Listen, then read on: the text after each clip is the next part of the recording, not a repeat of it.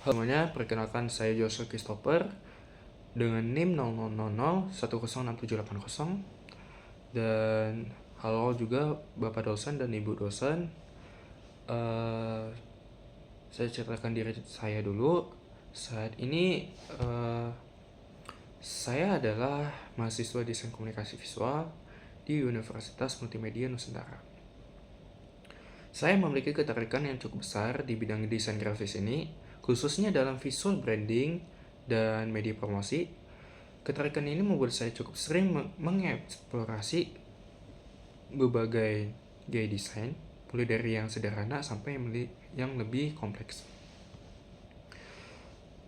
Sebagai pribadi, saya termasuk orang yang cukup detail dan teliti dalam pengerjaan sesuatu. Saya percaya bahwa detail kecil dalam desain ini bisa memberikan dampak besar terhadap hasil akhir. Selain itu, saya juga suka mencoba hal-hal baru, baik dari segi konsep maupun teknik desain. Di luar itu, saya juga terus berusaha pengembangan diri, baik dari segi kemampuan, teknis seperti penggunaan software desain, maupun dari segi cara berpikir sebagai desainer. Saya ingin bisa menciptakan desain yang bukan hanya menarik secara visual, tetapi juga punya tujuan dan pesan yang jelas. Kedepan, saya ingin berkembang menjadi desainer yang tidak hanya kreatif, tapi juga bisa memahami kebutuhan klien dan target audiens yang baik. Selanjutnya, latar belakang saya ketertarikan desain grafis.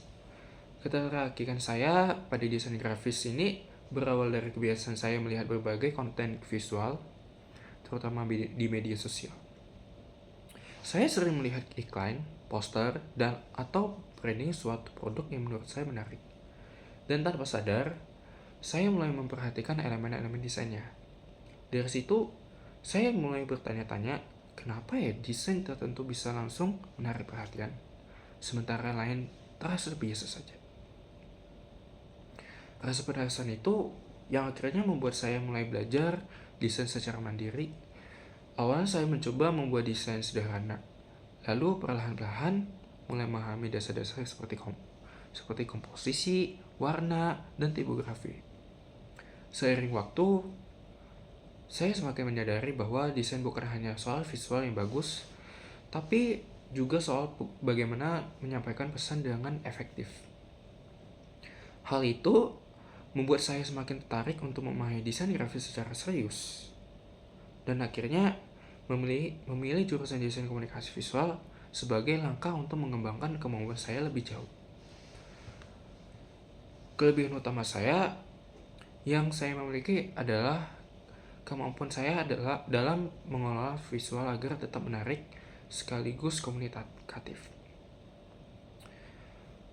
Saya terbiasa mencoba menyesuaikan desain dengan tujuan dan target audiens yang dituju. Dari segi teknis, saya cukup familiar dengan software seperti Adobe Photoshop dan Adobe Illustrator. Saya juga cukup cepat beradaptasi jika harus menggunakan tools baru. Selain itu, saya juga memiliki kemampuan untuk memahami brief dengan cukup baik. Saya biasanya mencoba melihat dari berbagai sudut pandang sebelum mulai mendesain, supaya hasilnya bisa lebih cepat sasaran. Saya juga termasuk orang yang terbuka terhadap masukan. Saya tidak keberatan menerima kritik atau revisi, karena menurut saya itu adalah bagian dari proses untuk menghasilkan desain yang lebih baik.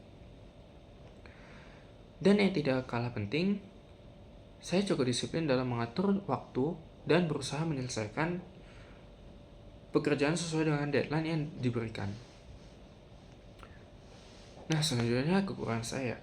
Untuk kekurangan, saya menyadari bahwa saya terkadang terlalu fokus pada detail kecil dalam desain. Hal ini membuat saya ingin semua elemen terlihat sempurna, tapi di sisi lain bisa memproses pengerjaan menjadi lama. Selain itu, saya juga masih dalam proses untuk meningkatkan rasa kepercayaan saya sendiri, terutama saat harus mempresentasikan hasil desain di depan orang lain atau menjelaskan konsep yang saya buat. Namun, saya tidak melihat hal ini sebagai hambatan, melainkan sebagai hal yang perlu saya kembangkan. Saya sedang belajar untuk lebih efektif dalam mengatur waktu dan juga melatih kemampuan komunikasi saya agar lebih percaya diri. Selanjutnya, proyek yang paling saya mempresentasikan adalah salah satu proyek yang paling mempresentasikan kemampuan saya adalah saat saya mengerjakan perancangan media promosi untuk produk asuransi.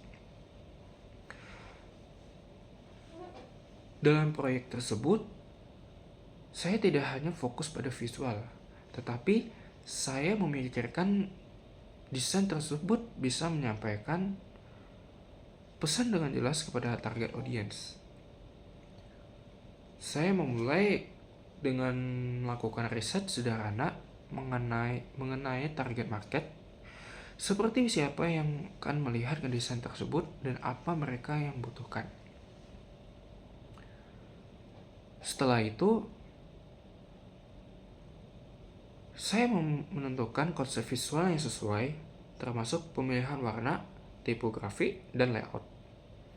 Misalnya, saya memilih warna yang memberikan kesan profesional dan terpercaya, serta menggunakan layout yang sederhana agar informasi lebih mudah dipahami. Dari proyek ini, saya belajar bahwa desain yang efektif adalah desain yang bisa menggabungkan antara estetika dan fungsi secara seimbang. Dalam proses kerja ini, saya biasanya memulai dengan memahami brief secara menyeluruh. Saya memastikan bahwa saya benar-benar memahami tujuan dari desain tersebut. Setelah itu, saya melakukan riset baik dari sisi target audience maupun referensi visual. Saya biasanya mencari inspirasi dari berbagai sumber untuk memperkaya ide. Kemudian, saya membuat juga sebuah mood board sebagai acuan visual. Dari situ, saya mulai membuat beberapa konsep desain awal. Setelah mendapat konsep yang paling sesuai, saya mengembangkan desain tersebut lebih detail. Saya juga biasanya meminta feedback untuk memastikan bahwa desain saya sudah sesuai dengan ekspektasi. Jika ada revisi, saya akan melakukan perbaikan hingga akhirnya menghasilkan desain final yang siap digunakan. Nah, selanjutnya adalah penggunaan AI.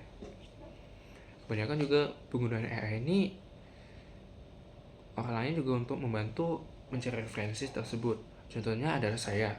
Saya juga menggunakan AI sebagai alat bantu dalam proses desain. Biasanya saya memanfaatkannya untuk mencari referensi, brainstorming ide, atau membantu mempercepatkan beberapa proses. Namun, saya tetap memastikan bahwa AI hanya sebagai pendukung, bukan sebagai pengganti kreativitas saya. Saya tetap mengolah ide dan konsep secara mandiri agar hasil desain tetap memiliki karakter dan keunikan. Selanjutnya adalah menyikapi revisi.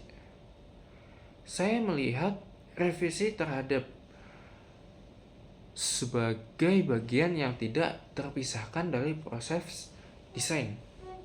Saya tidak menganggap revisi sebagai hal yang negatif, justru sebagai kesempatan untuk memperbaiki dan meningkatkan kualitas desain. Jika ada masukan yang berbeda dengan pendapat saya akan mencoba memahami alasan di balik masukan tersebut. Jika diperlukan, saya akan berdiskusi untuk mencari solusi terbaik.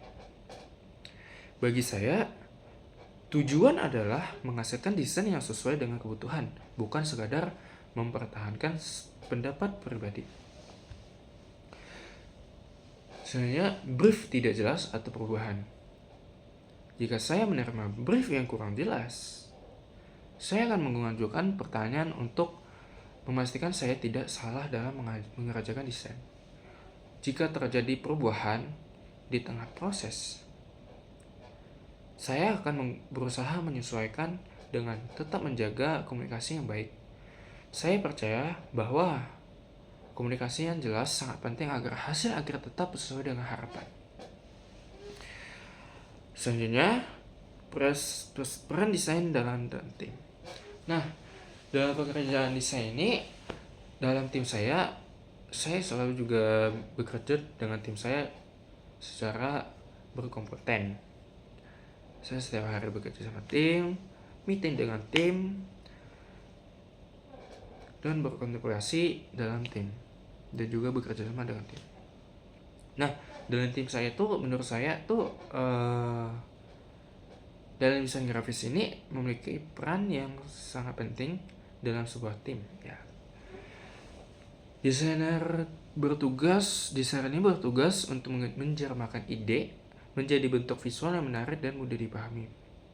Selain itu, desainer juga membantu menjaga konsistensi visual dari sebuah brand, sehingga peran yang disampaikan bisa lebih kuat dan mudah dikenali oleh audiens. Nah, dengan desain yang baik, sebuah tim bisa menyampaikan pesan dengan lebih efektif dan mencapai tujuan komunikasi yang diinginkan. Sekian dari saya, terima kasih atas presentasi saya. Dengan video ini, saya mengucapkan terima kasih. Selamat pagi, siang, atau malam, Bapak dosen dan Ibu dosen. Saya akan mengundurkan diri.